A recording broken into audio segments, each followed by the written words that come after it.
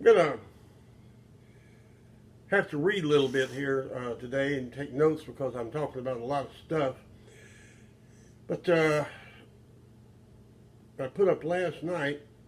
What I put up last night, got a bunch of inquiries today. Had I changed my party affiliation? Well, no, I have not. I'm still a trumpet.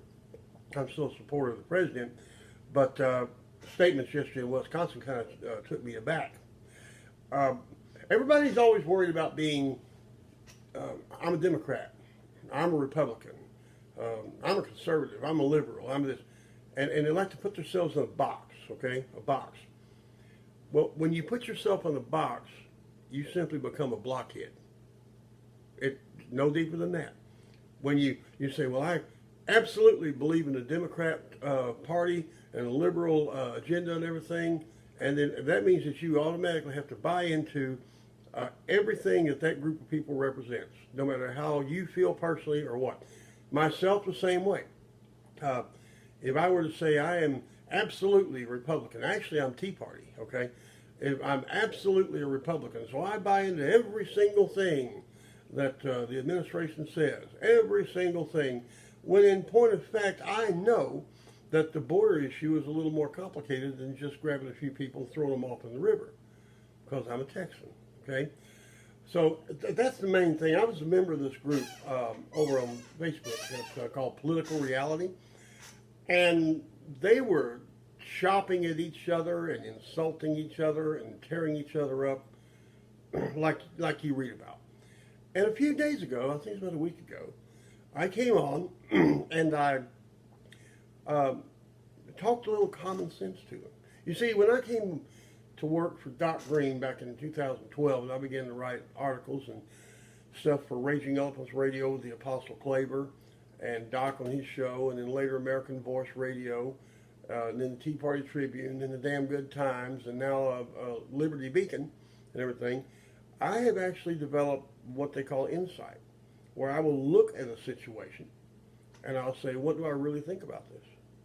Well, it's kind of like writing a song, you know. When you're learning to write in Nashville, oh yeah, see there, it still hit me. When you learn to write in Nashville, the first thing I learned was, you forget about the rhyme, it'll come. Get the meter right, you come up with a tune from somewhere. But mainly, step back and see what you're really trying to say in the song. Don't craft your words toward what you're trying to say. See what you're trying to say, and then explain that to the listener, okay? I've dodged personal pages for a long time in Facebook because people get so pent up and they get so upset and all this. And you got keyboard warriors, you know, that are going to say the ugliest possible thing they can. But I began recently to ease back into it.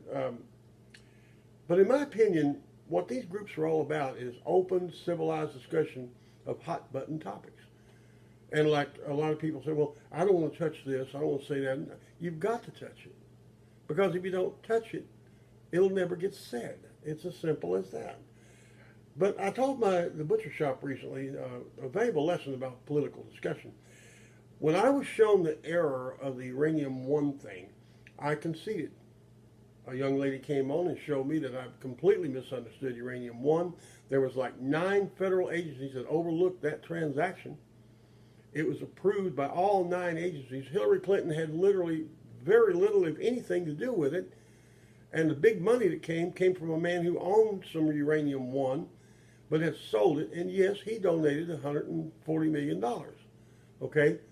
The Russians bought into the company that is getting uranium in Wyoming, and the uranium had nothing to do with bombs. It was for generating electricity. I didn't insult the young lady who called me out. I didn't change the subject or insult President Obama. I just said, touche. You got me, okay? She made an excellent point and cleared up a bit of propaganda that was perpetuated by people with agendas.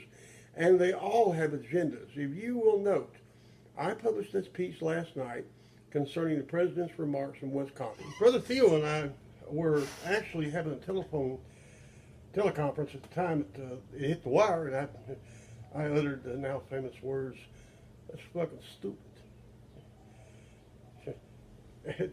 Ted told me that time, I said, "Oh my God, did you just call your hero stupid?" Well, yeah, I did. Singling out the governor of Wisconsin, making him a kind of a child murderer, was either a lie or a perverse twist of the truth or a turn of the language. It's already homicide in that state to kill a human being, or i.e., a viable person born and breathing air. We can discuss abortion and conception later. Okay, that's too deep for any video. But they agree that if something's laying there breathing, it is a human being. All right, let's just say that. Okay. Babies are people. Grandma was a people. The governor was going to veto or kill this bill because it was redundant. Just like Luca Brasi's lame brain recitation to The Godfather. I am honored to be invited to your daughter's wedding on the day of your daughter's wedding. They didn't need a new law. Doctors are already charged with keeping living people living through any means necessary, all right? I think this was just a publicity stunt. Our information systems have long been reduced to the soundbite, the video clip, and God forbid the Facebook post. Please tell me you people don't do that. I know so many people who cheers, go to Facebook for their news. All right. I read Facebook for entertainment, and I use it occasionally for a rant to get my stuff. And don't believe me either. I'm just as bad as the rest of them. I've been a writer for 45 years, and I don't lie much. Okay?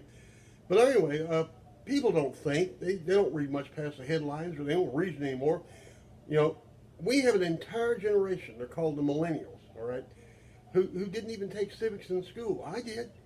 I went to high school in the 60s in Texas, okay? We were all proud liberal Democrats, followers of Lyndon Johnson. Imagine that. Politics have become a dog and pony show. Actually, it's really always been a dog and pony show, but now the horses are running out into the crowd and the dogs are biting, okay? It's not supposed to be that way. We're supposed to have two vibrant sides of the aisle in Congress. It has never been equally divided. One party or the other always held sway and had the advantage over the other. Only we expected our representatives to listen, think, and then vote. They were supposed to find solutions. They were supposed to compromise. They were supposed to come up with answers for the greater good of all, and that's not socialism. Don't even go there. It's called a republic.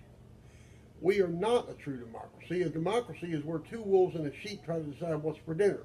We have a representative form of government, but we are not represented when our representatives are charging windmills all day like impeachment, okay? Or our president is being fucking stupid. We're not addressing major issues right now. We're complaining about them, yeah, but we're not addressing them. Healthcare, education, employment, things like matter to a man or a woman on the street. We're bogged down debating the childish ramblings of a freshman congresswoman who thinks she can save the world with one martini at a time, or some group down the border that thinks it's perfectly fine to run around waving guns at everyone darker than them, or convoluted statements like came out of Wisconsin. While MAGA is now a four-letter word, America is not. When Congress convenes, job one on both sides of the aisle should be to secure the safety and prosperity of America first.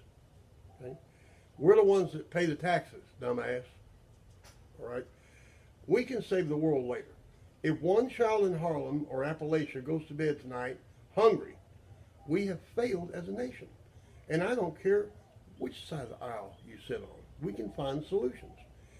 Healthcare. Let's take that for example. Doctors are always looking for tax breaks. Set up clinics for everybody. You can use them or not. It's your choice. You don't be fined or hurt if you don't use the free clinic. You won't be forced to. If you like your doctor, you can keep your doctor. Okay?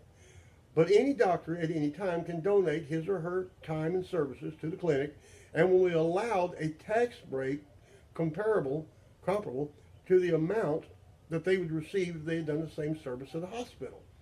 Doctor gets a tax break, Aunt Edna gets a pacemaker. Okay, how you manage it? Well, you just use the Medicare software; it's already there.